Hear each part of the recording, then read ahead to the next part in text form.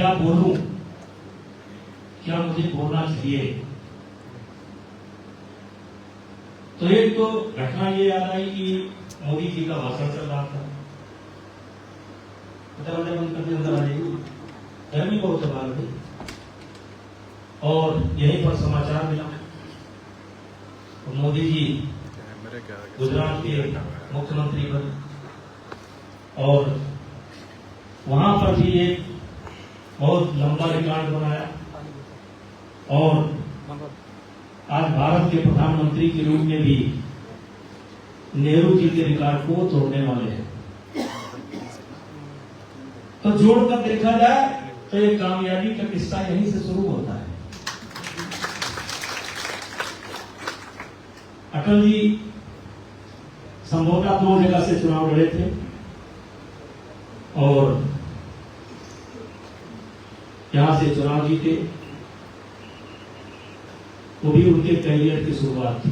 एक तरीके से पहला चुनाव वो बलरामपुर से ही जीते थे। अगर पहला न जीतते तो आखिरी में क्या होता कुछ पता नहीं था। अटल जी की एक पंक्ति थी कि जब तक ध्येय न पूरा होगा, जब तक ध्येय न पूरा होगा, तब तक पग की गति न रुकेगी। आज कहे चाहे जो दुनिया, कल को बिना झुके न रहेगी। ये लाइन कविता उन्होंने जब भी लिखा होगा तो उन्होंने केंद्र में अपने आप को नहीं रखा होगा, उन्होंने केंद्र में भारतीय जनता पार्टी को ही रखा होगा। या अगर जनसंघ के कार्यकाल में लिखा होगा तो जनसंघ को ही केंद्र में रखा होगा कि जब तक ध्येय न पूरा होगा तब तक पग की गति न रुकेगी। आज कहे चाहे जो दुनिया, कल को बिना झुके न रहेगी। लेकिन ये ताकत मिली कहां से? इसी परिणामों से। भाइयों, मैं थोड़ा विषयांतर कर रहा हूं। ये हम गोंडा बलरामपुर के लोग,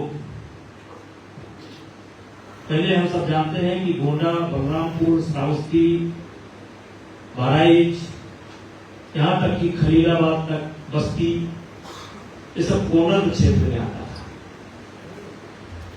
और गोंडा क्षेत्र ही जुड़ा था अयोध्या से, और इसका इतिहास अगर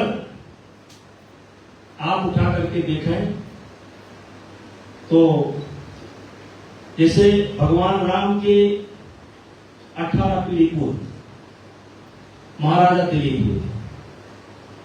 दिलीप को कामधेन गौ माता का श्राप था। जब अयोध्या का राज्य कार्य नहीं चला तो वशिष्ठ के पास दिलीप गए। यहां पर एक चीज साफ करना चाहता हूं, बहुत लोगों को नहीं मालूम है, हमको भी नहीं मालूम था, बाद में मालूम हुआ।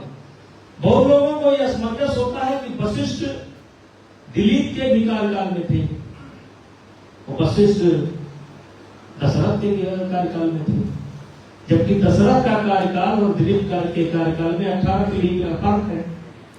तो मैं आपको जानकारी देना चाहता हूं, मुझे अच्छा लग रहा है यार, अटल जी पर चर्चा हो रही है तो कुछ जानकारी भी हो जाए। दिलीप कोई व्यक्ति नहीं था, कोई सॉरी वशिष्ठ कोई व्यक्ति नहीं था। अयोध्या का जो महामंत्री होता था उसको वशिष्ठ की पदवी प्राप्त थी। जैसे परशुराम को लेकर के भी बड़ी भ्रांति है कि उस समय भी परशुराम, इस समय परशुराम। ऐसे परशुराम व्यक्ति तो थे, लेकिन परशुराम पदवी थी, तब नाम था, इसीलिए कई परशुराम हुए हैं। एक भजन मुझे याद है, सुना होगा नहीं, कई परशुराम हुए हैं। तो मैं थोड़ा बाहर गया था, सुधार करता हूं, तो अब वहीं से शुरू होता है। मैं आज पूर्णतः इस क्षेत्र की जो खूबी है उसको बताना चाहता हूं। वो घटना यही घटी।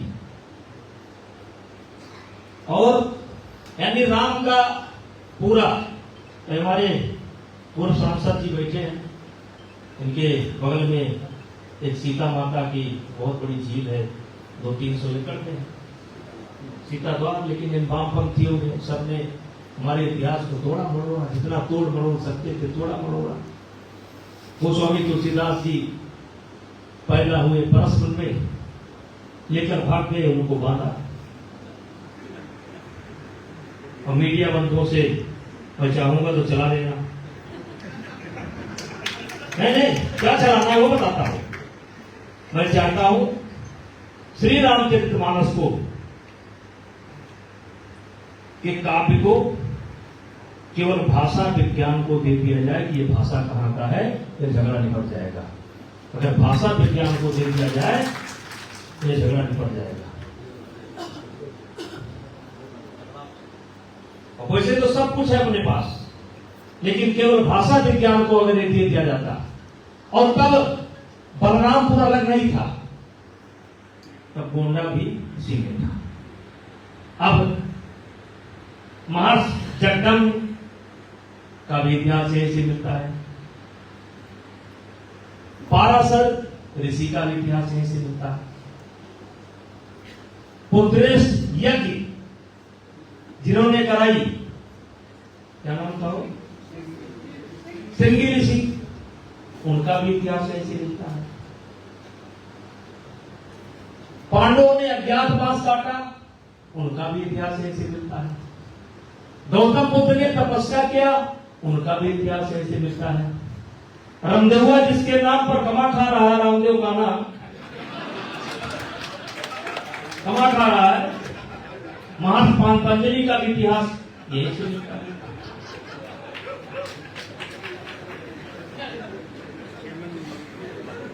और मेरे भाइयों,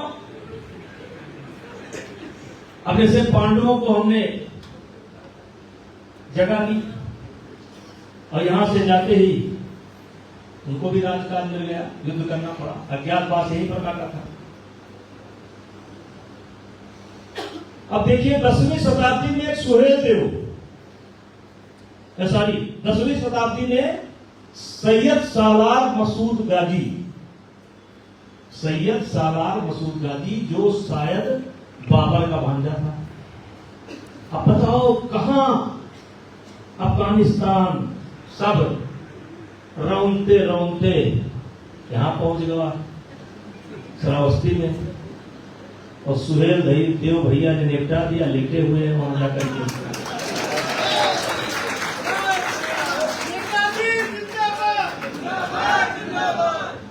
अब सुहेल देव पर भी बड़ा झगड़ा है। पासी कहते थे, लोग कहते थे कि सुहेल देव पासी थे, और क्षत्रिय मानता है कि वो त्रिलोक चंदी बैस थे। अब राजभर रहे, लूट कर लेकर चले गए, झंडा लगाकर। लेकिन चलो भाई, पासी थे या राजभर थे या क्षत्रिय थे, इस विवाद में पड़ने की जरूरत नहीं है, लेकिन थे तो हमारे। और इसी प्रकार से सिकंदर ने जब हमला किया था, मेरे भाइयों, सिकंदर ने जब हमला किया था, आपको पता होगा, और सिकंदर के बाद सिल्लू किसने किया था? उस समय चंद्रगुप्त मौर्य का इतिहास मिलता है, चाणक्य का इतिहास मिलता है, लेकिन उसके बाद ग्रीक से एक योद्धा आया था, मिनांडर। कोई सुनी हो? मैं सुनी हो? मिनांडर ग्रीक से आया था, उसने यहां आकर के बौद्ध धर्म स्वीकार कर लिया था, और पूरे देश को उसने रौंद डाला था। लेकिन भाइयों, इसी बलरामपुर और श्रावस्ती की धरती पर पुष्यमित्र शुंग ने मिनांडर को हराया था, और हराने के बाद अयोध्या को अपनी राजधानी बनाई थी। अयोध्या को आपने अपनी राजधानी बनाई थी। और ये धरती का प्रताप है, ये धरती का प्रताप है। हमारे गोंडा बलरामपुर की, कि जिसको देती है भरपेट देती है। अटल जी को उठा करके कहां से कहां बैठा दिया। और भाइयों, संस्मरण की बात है तो मैं एक संस्मरण की केवल चर्चा करता हूं। वैसे व्यवस्था की दृष्टि से गोंडा और बलरामपुर अलग हो गया, लेकिन अभी भी अगर मां की याद आएगी, पिता की याद आएगी, तो यही निकलेगा कि गोंडा हो और चाहे बलरामपुर हो, हम एक ही की संतान है, गोंडा क्षेत्र की संतान है, अयोध्या की संतान है। भले हमारा बंटवारा हो गया, लेकिन कमलेश जी 2002 में मायावती जी का एक कार्यक्रम था जयप्रभा ग्राम में।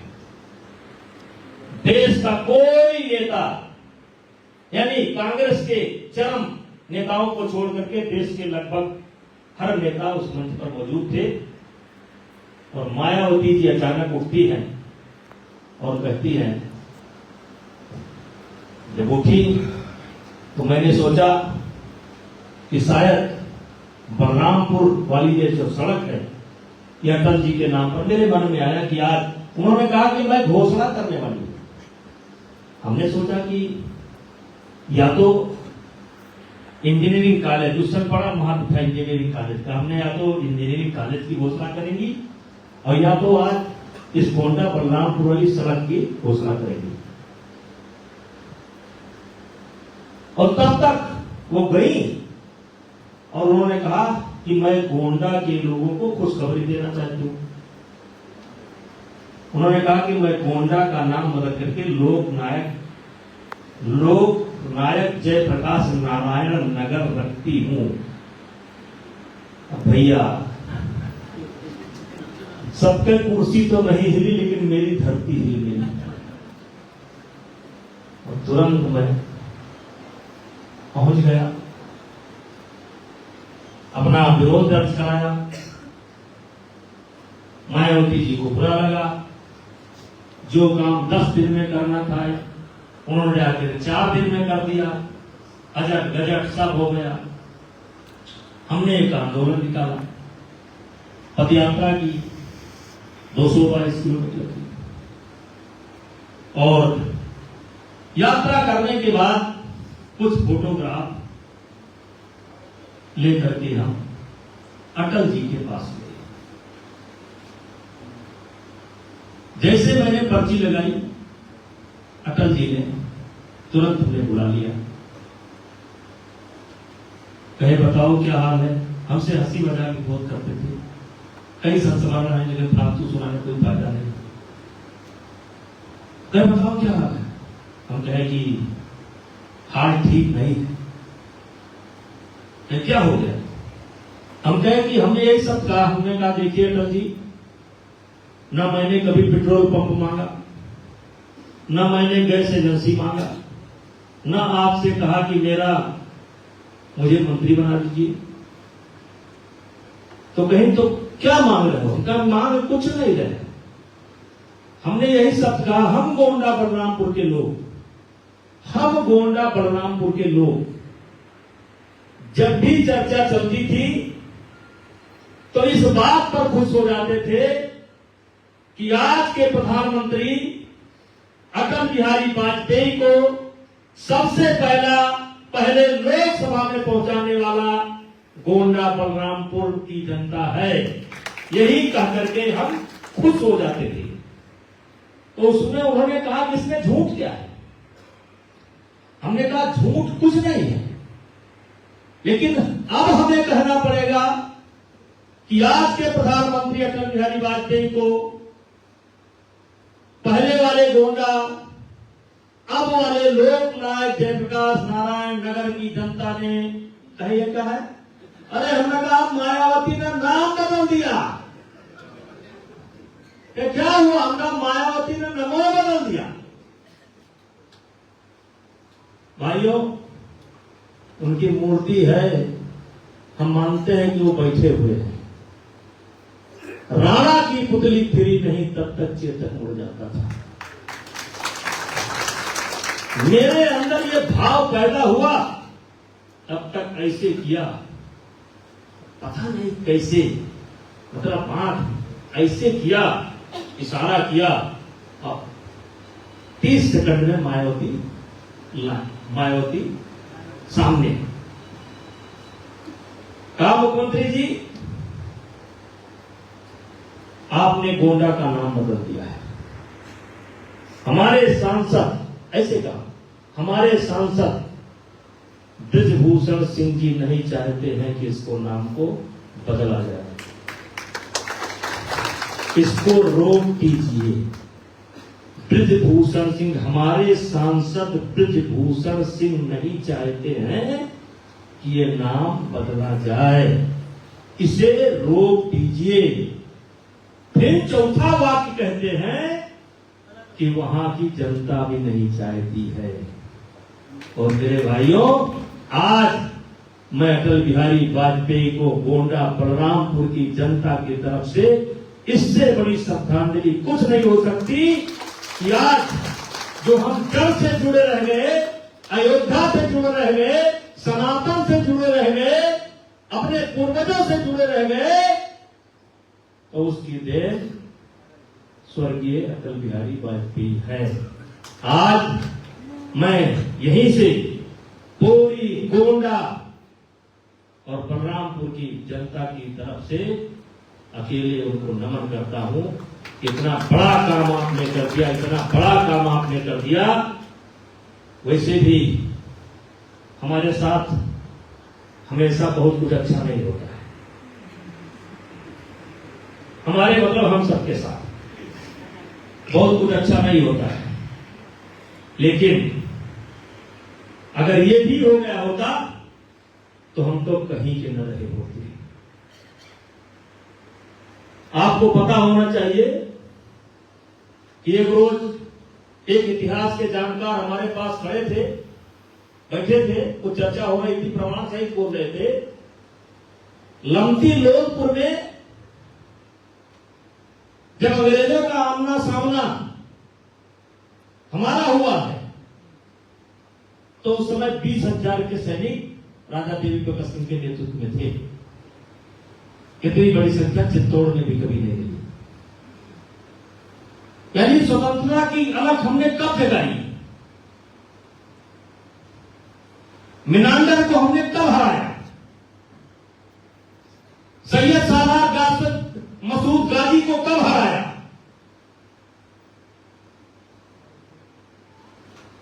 यही श्रावस्ती और बलरामपुर एक हुआ करता था, वहां एक बहादुर योद्धा हुए बलभद्र सिंह जी, देवी प्रकाश सिंह जी। तो यहां की धरती महान है। ये हमारा जो इतिहास आज जो बचा रह गया, नहीं का क्या लिखा जाता, क्या पढ़ा जाता।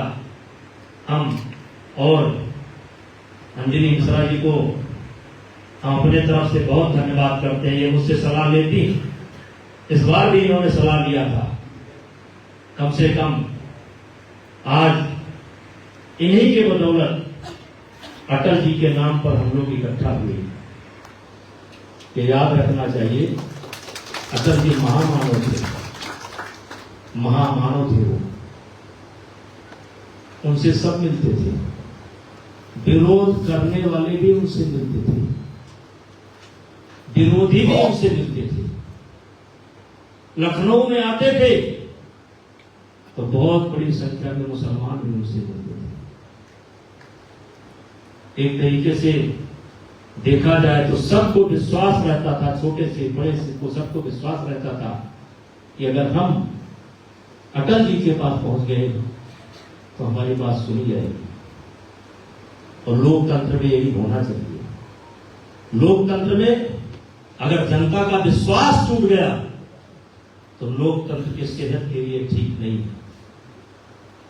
इसलिए मेरे भैया, मेरे भाइयों, माताओं, बहनों, पुनः अंजलि मिश्रा जी को, अपने क्षेत्रीय अध्यक्ष जी को, अपने प्रभारी जी को, सभी अपने सांसद, पूर्व सांसद, विधायक को और सभी कार्यकर्ताओं को हम अपने तरफ से धन्यवाद देना चाहते हैं। अब देखो, इतना अच्छा कार्यक्रम हो रहा है, लेकिन इतने लोग आए, इतने लोग आए, यहां तक कि अटल जी ने जिनको पेट्रोल पंप दिला दिया वो भी नहीं आए। और इसीलिए किसी इतिहासकार ने लिखा है, और इतिहास उठा करके पढ़ लीजिए, 150 आदमी। एक किस्सा में एक रोज पढ़ रहा था, 18 घोड़ा लेकर के पहुंच गया, नाम भूल रहा हूं, और दतिया या कौन कहा का 18 घोड़ा आए, राजा भाग गए पीछे से। बख्तियार खिलजी जो नालंदा और तक्षशिला जिसने जलाया, वो 150 घोड़ा लेकर आया था। और इसीलिए इतिहासकार लिखते हैं कि अगर हिंदुस्तान की जनता ने ढेला उठा लिया होता तो हमारे देश को इतनी बड़ी शर्मिंदगी नहीं झेलनी पड़ती। इसलिए भाइयों, मैं यही देख रहा हूं कि इतने जागरूक लोग हैं, इसीलिए मैं एक कविता पढ़ता हूं, किससे मन की बात कहूं, सुनने को तैयार कौन है, फुर्सत किसको कितनी है, लगे हुए सब अपने अपने, सबको अपनी अपनी है, बनकर मुंह मेघ सा कब तक बोलो वज्राघात कहूं मैं, किससे मन की बात है। तो आप लोग बधाई के पात्र हैं, कम से कम आप आते हैं, और वो ज्यादा बधाई पात्र है जो नहीं आते हैं। यही हालत थी हमारी देश की। अगर यही हालत न रही होती तो यह ना हुआ होता। यही हालत थी कि हमको क्या पड़ी है, होगा हमको क्या पड़ी है, और यही कारण है। और उससे खतरनाक स्थिति इस समय, उससे भी ज्यादा खतरनाक स्थिति इस समय। पहले जो हमारी दशा हुई, क्या बचाना था, अपना राज्य, अपनी राजधानी, अब तो क्या पूछना है। जात में जात, जात में जात, बैठक पर बैठक जारी है। इसलिए मेरे भाइयों, नहीं पाप का भागी होता केवल व्यास, जो तटस्थ है समय लिखेगा उनका भी अपराध। मेरे गोंडा बलरामपुर श्रास्त्री भाई, जरा मीनांडर की कथा पढ़ लेना। मीनांडर कितना बड़ा योद्धा था पट्टूराम जी, और यहीं पकड़ाया गया, और फिर पुष्यमित्र सुंग ने इसी अयोध्या को अपनी राजधानी बनाई। हम लोग सौभाग्यशाली हैं कि हम लोगों ने अटल जी की भी मदद की, हम लोगों ने मोदी जी की मदद की, हम लोगों ने भगवान राम की मदद की। अब केवल मदद करते रह गए।